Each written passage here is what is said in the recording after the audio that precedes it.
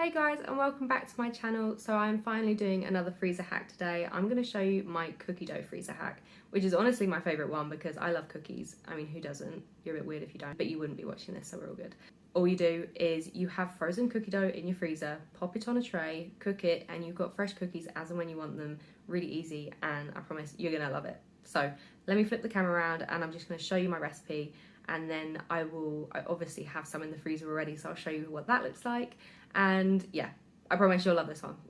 Okay guys, I did say this recipe was super easy and it's literally got very few ingredients. I think 8 ingredients in total. So I'm just going to show you what we got, well, what we need and how much of each one.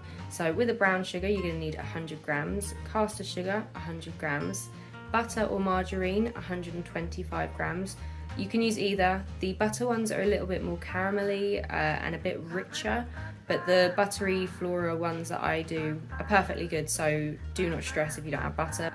What else are you going to need? You're going to need 2 teaspoons of vanilla extract or essence, 1 egg, 150 grams of plain flour, half a teaspoon of baking powder, and 75 grams of chocolate chips, or you can just use milk chocolate. This is like 30p. Absolute bargain, and I just chop it into little chunks, so no biggie, super relaxed. And that's 100 grams, so I'm going to see how much 75 does, and then if I think the ratio could do with more, I'll just use the whole bar. Easy peasy. The recipe is obviously on my website, hence I was reading it. I don't know all this off by heart, so head over there, it will be linked below if you want the written recipe. But yeah, we're just going to crack on and I'll show you guys how I make this. Okay, first things first, we're going to cream together the butter and sugars. So I've just got my bowl on an electric scale and I just weigh it all straight into the bowls. So we're going to go in with 100 grams of brown sugar, 100 grams of caster sugar, 125 grams of butter or margarine, I'm just using Flora, and then 2 teaspoons of vanilla extract. Right, now just give it a good blitz up with your hand mixer.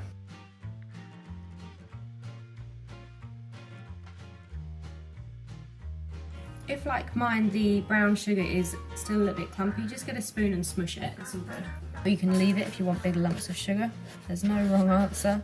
I know baking is supposed to be a very precise art, but I'm quite chilled out. Everything still tastes good.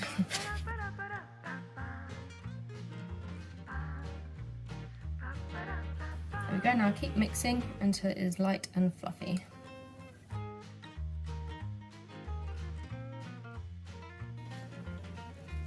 Right, now we're going to add our egg, 150 grams of plain flour. I don't bother with sieving because it's just so much effort and I hate cleaning sieves. But you could sieve it if you want, I don't really see the point. These are just delicious as they are, without the faff. There we go. And then all you're going to do now is add half a teaspoon of baking powder. Give it a good mix, and then we're going to add in our chocolate chips. Okay, and that is your cookie dough done. Now you just got to add your chocolate chips. You could do Smarties, M&Ms, any kind of chocolate really, it doesn't really matter. We just use the milk chocolate because it is cheap and cheerful and you can just buy loads and loads of it. So this is the stuff I use, the Savers Morrison's one, which is like 30p, so it is super savvy, and way cheaper than chocolate chips, and just as delicious. So I'm going to chop this chocolate up and then pop it in, give it a mix, and then that's done. There you go, I've just diced up the bar of chocolates, that's 100 grams, and I reckon that would be maybe a little bit too much, but we shall see. So I'm just going to add most of the chocolate. Give it a good stir.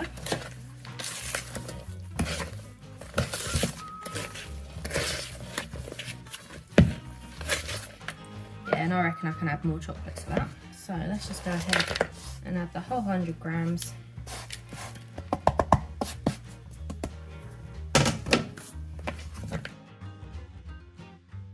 Now we're gonna pop it on a tray and freeze it.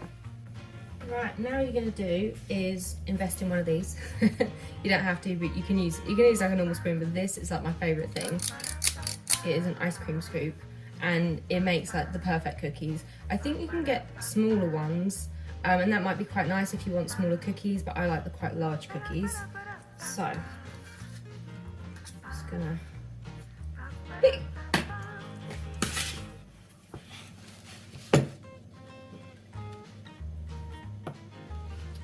So all we're gonna do is we're gonna put the cookie dough on like this, all over the tray. When you're baking them, you want to separate them a little bit, but for freezing, you can put them all onto one little tray, just to save space in your freezer.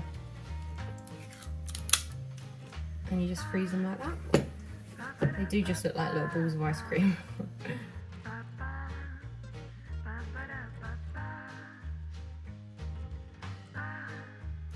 And there we go. Not very neat and tidy, but it does the job. It should make about 8, but it turns out I've eaten a lot more raw cookie dough than I thought I did. So obviously we've only got 7, but that's fine. I've got loads more in the freezer. Okay, so now we're just gonna pop them in my chest freezer right at the bottom, leave them to freeze. I'm not sure really how long they take. I usually just leave them overnight, but I mean, if you wanna keep an eye on them, and then as soon as they're frozen hard, you can put them into a little bag like this. So these are my cookies that I made on the 1st. I used Marge, and I did some butter ones as well, but I actually gave them to my brother because who doesn't love cookies, and I thought I'd make him smile. But yeah, so they do exactly the same thing like I said. The butter ones are just a little bit more golden, a little bit more caramelly, and richer in flavour as well, but I prefer the margarine ones. So yeah, this is what you'll turn out with a Ziploc bag full of cookie dough balls. So I'm going to cook these ones and then freeze these ones. Okay, let's get to it. Right, now you're just going to get a baking tray with a bit of greaseproof on, and we're going to add some cookies. So these are the frozen ones from last time, but obviously you'll be using your current batch, so just make sure they've got time to harden. So they should be like rock solid basically. So just going to do 4 little cookies, space them out nicely so that they don't collide. They shouldn't spread out too much, to be honest. That should be enough space. There you go, and then you can put the rest in your freezer for next time. Okay, so now you want to pop these in a preheated oven at 180 degrees for about 10 to 12 minutes. This will vary depending on your oven, so just play it by ear and just keep an eye on them as well. Alright, let's pop them in the oven, and then hopefully when I click my fingers, they'll be cooked. No idea if that transition worked. But as you can see, they have smushed into each other a little bit. That's mainly because my baking tray isn't level. It's a little bit old and sort of slidey, but they will taste delicious just the same. So I'm going to let these cool down for a little bit because they're still a little bit soft, and then they'll harden and I can snap them apart, which would be good. And then we will taste test, but that is basically it. Easy as that. And you've got fresh cookies. Honestly, they smell delicious. These ones took about 15 minutes in my oven. They maybe could have done with like another minute, but I like them a bit gooey anyway, so I'm not fussed. And yeah, so it will depend on your oven, to be honest. Between 10-15 minutes probably. Yours will probably take a lot less time. My oven is literally from the 70s, so it takes a long time to do anything. There we go, cookies done. I hope you enjoyed that, and I will definitely enjoy tucking in to these cookies. Let me just get some better lighting. Pow, that's a bit better. So like I said, it was super easy, really quick, and who doesn't want cookie dough on demand, let's be honest. Try this recipe, let me know how it goes, and yeah, comment down below, let me know if you liked it, what you put in yours. So like I said, you could use chocolate chips, obviously chocolate chunks like what I did, or you could do M&Ms, you could do Smarties, you could chop up a Snicker, that would work.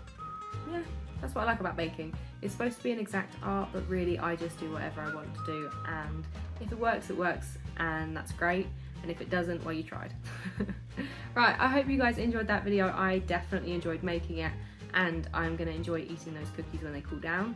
Make sure to subscribe, like, share, and all that stuff that I say every single video. Hopefully it will sink in and you might subscribe, because I'd really appreciate the support. Okay, I will see you guys in the next video.